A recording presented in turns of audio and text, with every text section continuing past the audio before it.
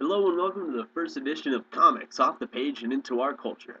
I've got quite a show for you today as I took time to talk with two local comic book shop owners here in the Kennesaw area. Both had their own unique take on the topics at hand, and both provided varying degrees of expertise. Lee Satterfield has been running Swayze's Comics out of Swayze's Vineyard since 2006, while Cliff Biggers has been running Dr. No since 1982. In addition to running Dr. No's, Cliff Biggers has been publishing the nationally circulated weekly newsletter Comic Shop News since 1987.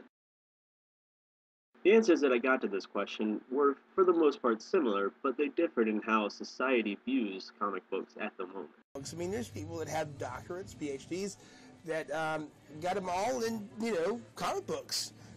There's something there. It's a classic story. I mean, there's nothing different from a comic book and a graphic novel that is different from what you would read in the world literature class. The same elements of a story are there. The same arcs in the story there. The same, characters, archetypes. Everything's there that would normally be there in a normal story or there with that. In the eyes of portions of society, there's still going to be a vast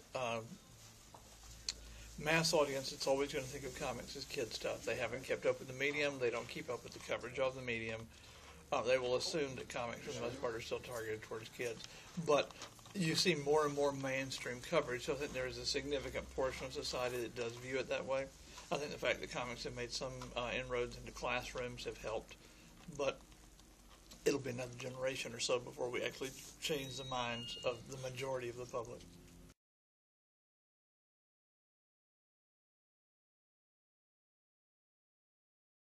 Basically, as comics have become more recognized as mass media forms of entertainment, as a form of entertainment that can cross from the printed form to the screen, more and more people are willing to give comics a try, but that doesn't mean there aren't going to be some dogs out there. I mean, the fact that Scott Pilgrim, which got tremendous advanced word of mouth, was still a box office disaster, indicates that just being a comic book movie doesn't mean it's going to be profitable. I think what took Hollywood so long to get the ball rolling on comic book movies was the fact that Hollywood's just safe. Hollywood doesn't do anything or take any real risk until, it's obvious. And when the comic book movies started to make money, they made some movies. And then, they didn't make money, and they stopped making the movies. I mean, lately they're making all kinds of comic book movies because comic book movies are the big blockbusters. That's what's making all the money every summer. So they just do what's safe. So there you have it.